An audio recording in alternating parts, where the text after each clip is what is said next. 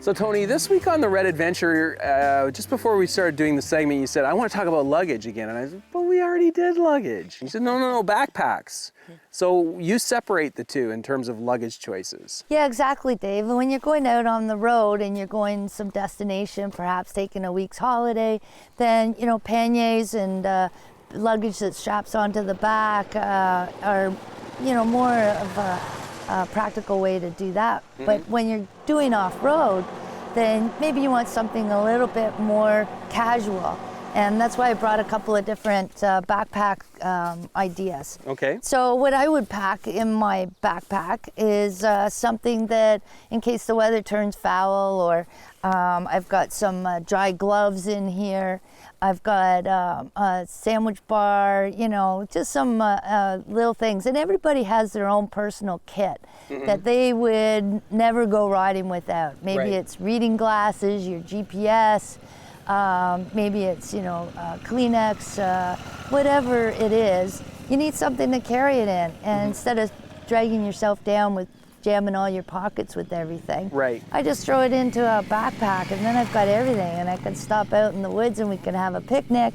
And there's a couple of different ones that you want to look at, but I always make sure that there's a chest strap on them, because this chest strap, when you're riding off-road, will keep the backpack from jumping around and coming off or sliding off one of your shoulders. Right. So that's something to look for, and both of these backpacks have it. They're two different ways. I've got a hard shell here. So this is a nice one that the dust doesn't really settle on because it's a hard shell. And it also has the nice wide straps so that it doesn't cut into you while you're riding, and it has the chest buckle as well. Right.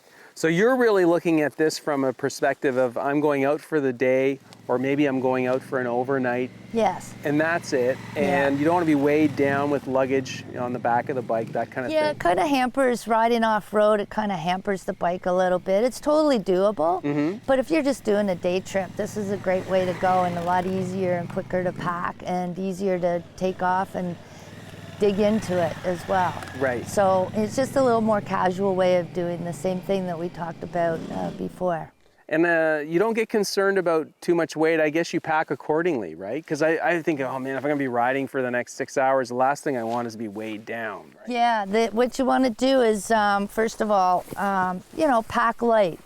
You want to make sure that you adjust the straps so that it's sitting in the right spot on your back. Not too low, unless sometimes if you sit down a lot and you're just going to be riding some gravel roads and sitting down mostly, you could mount it kind of low, because then it's going to be sitting on the seat mostly. Right. And it takes the pressure off of your shoulders. Wonderful. Well, I'm really glad that you suggested that we do luggage again. Thanks, Toni. You're welcome, Dave. Awesome.